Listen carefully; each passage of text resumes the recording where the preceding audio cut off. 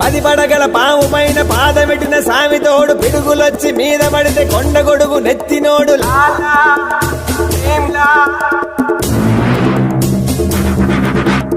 ఎత్తులొచ్చి మీద పడితే గుద్ది గుద్ది సంపినోడు ఎదురొచ్చిన పైల్వాన్ని పైకి పైకి ఇసిరినాడు లాలా ఏంలా.